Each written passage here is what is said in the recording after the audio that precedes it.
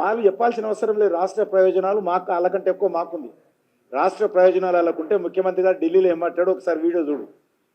రాష్ట్ర ప్రయోజనాలు ఉంటేటప్పుడు వాళ్ళు ఏ రకంగా ఢిల్లీలో నిన్న హామీలు ఇచ్చారు. ఈ హామీలు కూడా నాకు తెలియదు, ఇప్పుడు చేయలేని నిన్న చేతులు ఎత్తేసాడు. ఎవరి ప్రయోజనాలు ఎవరుకున్నాయి? వాళ్ళ గురించి, రాష్ట్ర ప్రయోజనాల గురించి కాంగ్రెస్ పార్టీ నుంచి నేర్చుకోవాల్సినటువంటి అవసరం మాకు లేదు. We are committed for the country's development.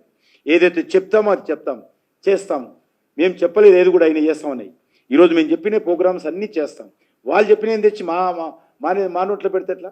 వాళ్ళు చెప్పినటువంటి ప్రాజెక్టులు, వాళ్ళు అనుకున్నటువంటి ప్రాజెక్టులు మీరు చేయాలని మిమ్మల్ని అడిగితే ఎట్లా?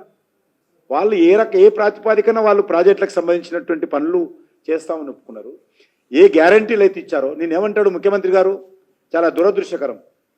నిన్న నేను అనుకున్నాను 3.5 కోట్ల అప్పు ఉందని మాత్రమే, కానీ అది చాలా అప్పు పెరిగింది, నాకు తెలియదు.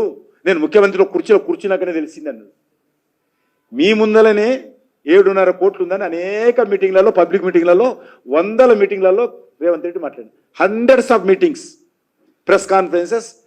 7.5 లక్షల కోట్ల రూపాయలు బీఆర్ఎస్ ప్రభుత్వం అప్పు చేసిందని చెప్పిండు. 7.5 లక్షల కోట్ల రూపాయలు అనేక మీటింగ్లలో. నేను కూడా ఇలా సోషల్ మీడియాలో పెట్టాను ఆయన మాటని. ఈరోజు ఏమంటాను, నిన్న నాకు తెలియదు, నేను 3.5 లక్షల అప్పు మాత్రమే ఉందనుకున్నాను, కాబట్టి ఇవన్నీ ఇప్పుడు నేను చేరలేకపోతున్నాను, భోజనం చేయలేకపోతున్నాను, తినలేకపోతున్నాను, తినకపోయినా ఇవన్నీ కూడా ఎట్లా చేయాలో అర్థమైతే లేదు, ఇవన్నీ నేను చేయలేనని చేతులు ఎత్తేసాను. కాబట్టి వాళ్ళు తెలంగాణ ప్రయోజనాల గురించి మాకు చెప్పాల్సిన అవసరం లేదు.